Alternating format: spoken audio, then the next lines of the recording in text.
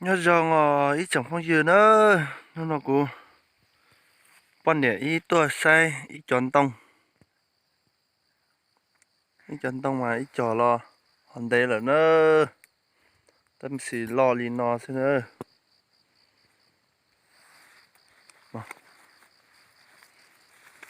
ít trò lo nó trò lo bây giờ xong đấy sao trò giờ xong đấy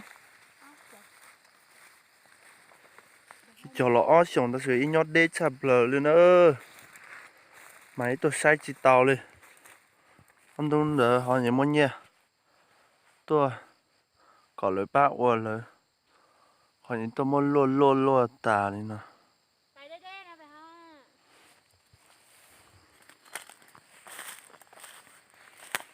để nó nói ý bài để tôi sai nó ý tôi sai nữa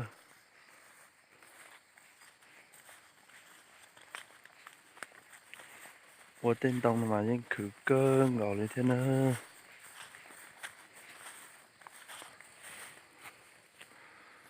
chẳng tôi cô lên xin nào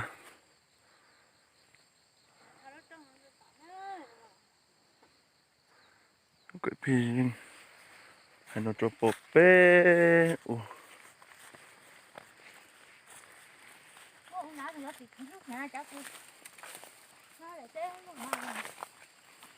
thôi thôi bé một ô chua à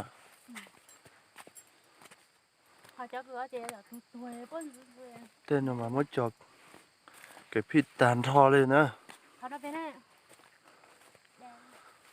ô khả nó mà lo do ủa sao nó mà lo do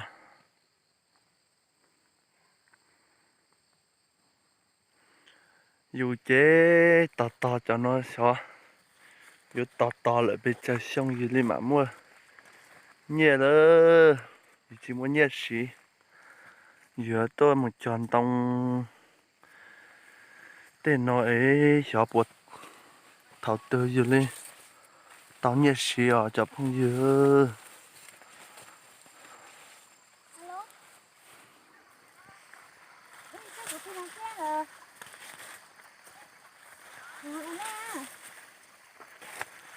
ta rồi nó cho bộ bê sao trong này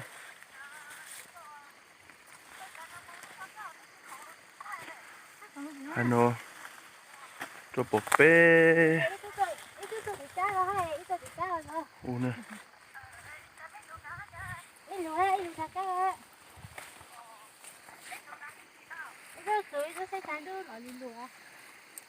để cho nó lên nó lại xưa chỉ một thời gian tôi sai thiết tôi ua lên chứ dùng lên nó xưa đây lấy một chiếc hạt ua lên đây đi lưu xài thế lo xài nữa không một năm lên đây xem một lần thôi tại xa quá đi hàng hơn 100 cây số mới đến đây cái quế đây nha mọi người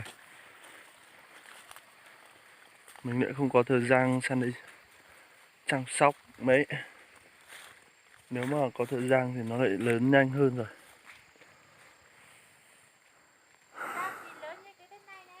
từ bên kia sao của họ bên này họ có thời gian nhiều nên là bên này lớn nhanh hơn cái bên này trồng trước của mình hơn 1 năm của mình thì lại bé quá không biết bao giờ mình muốn lại có tiền tiêu như người ta đây các bạn ạ.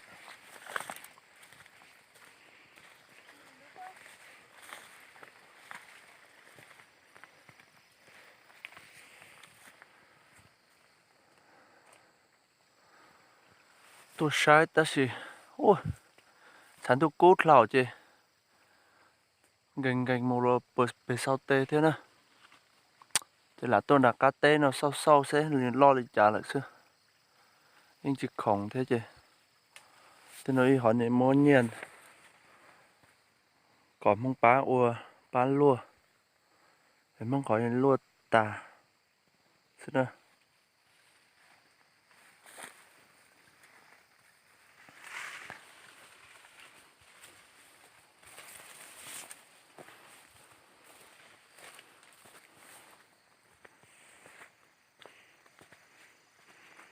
mong san nó mà dòng đi dòng xin ơi cho ta từ cho mặt đi lo được cho thế đâu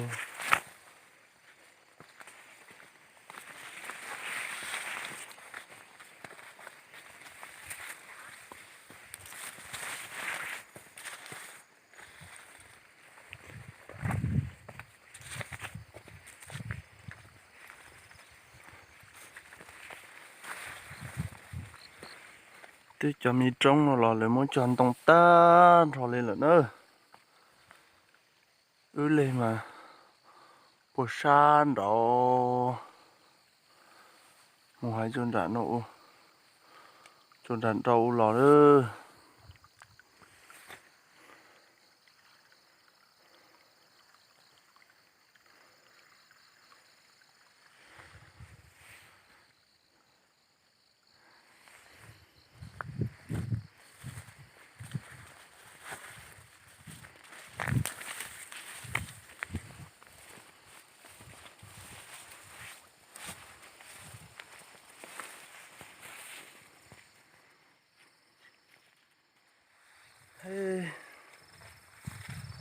một sai cho cái phim mà cú chắp lơ thế này chẳng có gì đó cú con để một sai nữa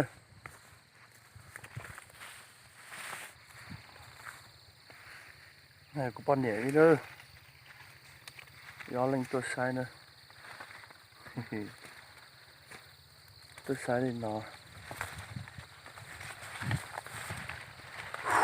chán đâu là cú cơn gò lên thế nào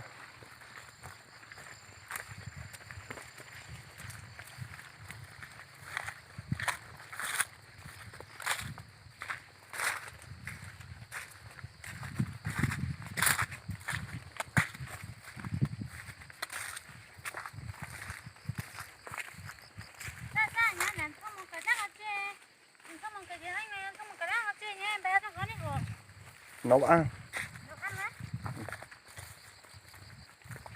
chào mọi người nhá hôm nay mình lại đi xem đồ quế ở đây họ trồng rất là nhiều quế luôn cái đồ của mình là từ đoạn cây kia lên trên sang bên kia lâu lắm không có thời gian ra đây xem rồi tranh thủ được nghỉ một ngày hai vợ chồng ra xem. Chào tất cả mọi người nha, bây giờ vợ chồng mình đi về đây. Xem quế xong là bọn mình đi về đây.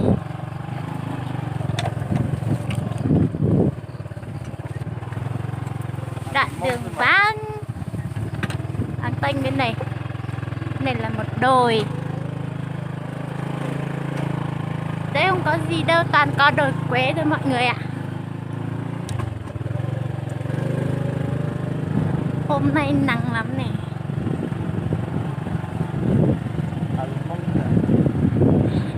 Nhớ rong nơi.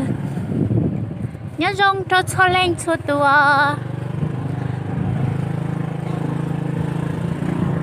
Đời nói nhón đời bây giờ trong lỡ hô hai tia trong củ phi. Cho nên hôn đi lịch chăng.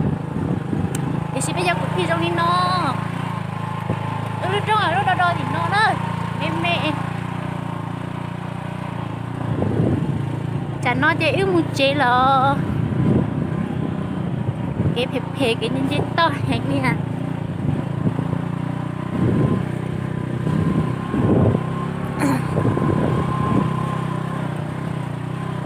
trong họ để sức khó xế chạp là liền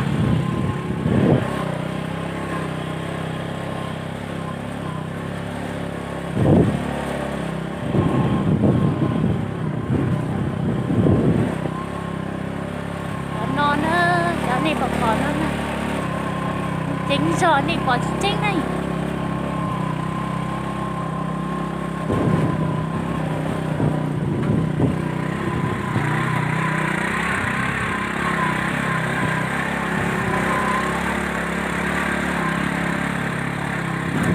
Thật xinh xinh ấy.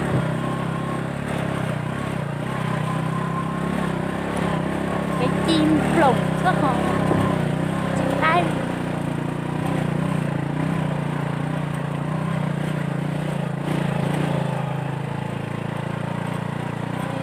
Đây là đồi nhà.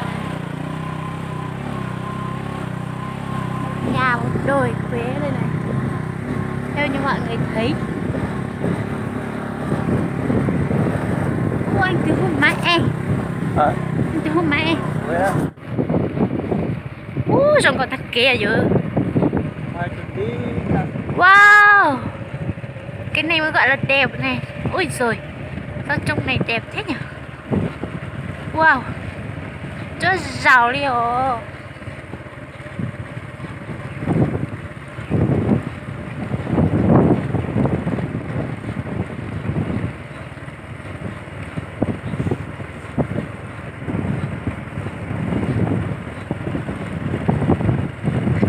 Trông có hay nhiều.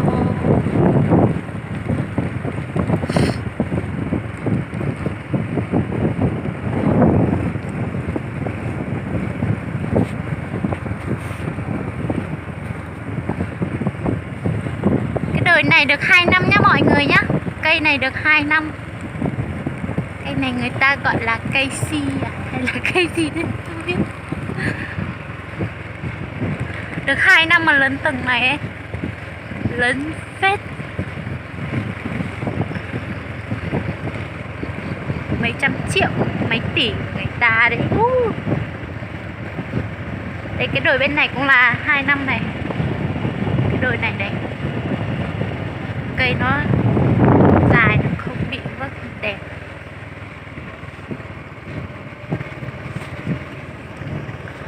Đường thì canh qua. Chả nó mà em muốn cho tí lúc trong đu đu họ. Cái đun trong mà nhá, cho tí lúc trong đu đu nè. Nên bà chia to. Ít liền một giọt ra nó như thế bỏ. Cái đun trong ra là một trà.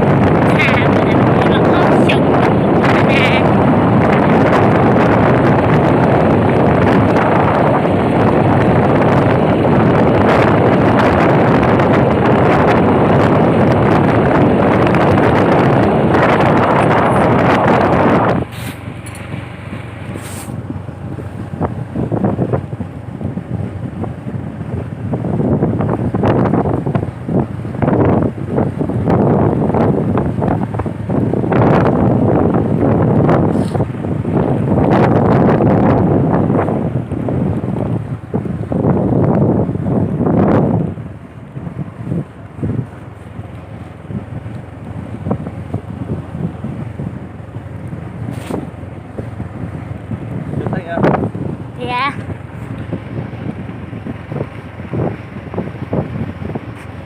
Kia trong này nơi đến nơi ở địa bàn suối Giàng nha mọi người. Còn đi xuống dưới này nữa là thị trấn Nghĩa Lộ.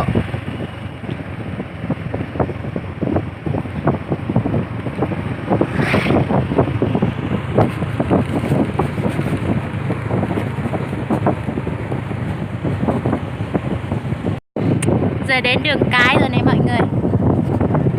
Cho cái lò nữa. Bỏ chế xia rồi là đã chậm lên đi. Cái nhà máy thép xây dựng.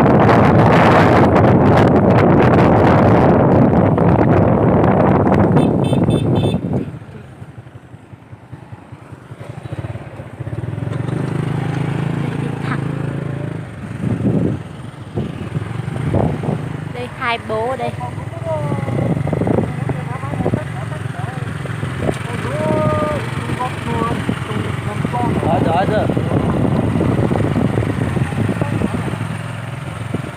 Hai bố nhà mình đây.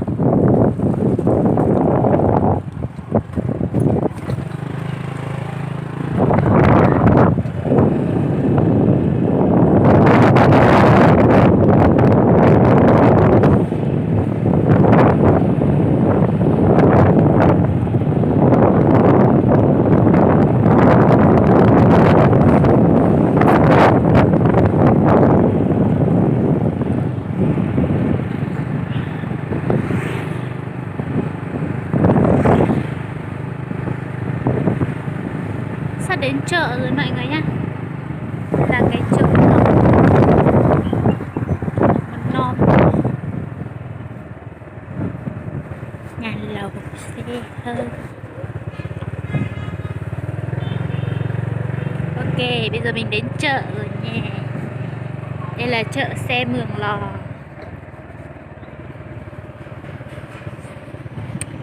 Mọi người đi cùng bên tớ xem nhé. Đông lắm, có khách du lịch nữa này này. Hello.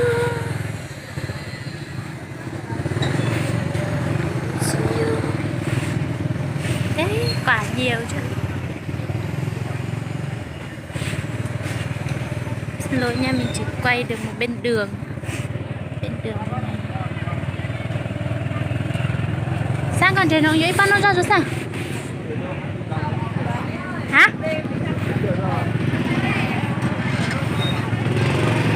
Ơi, toàn quả tươi. Rau thịt. Quả thịt. Đây.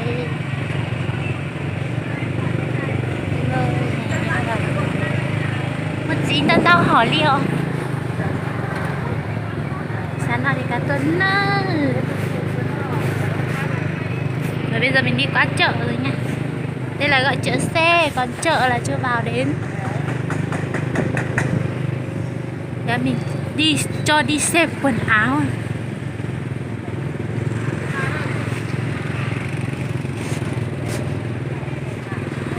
Thì bây giờ mình sẽ vào chợ nha mọi người nha. Cho mọi người vào xem. Đây chợ của bọn mình là đây. Cho các bạn nhìn thấy này. Chợ Mường Lò. Quay gần cho mọi người thấy này. Chợ Mường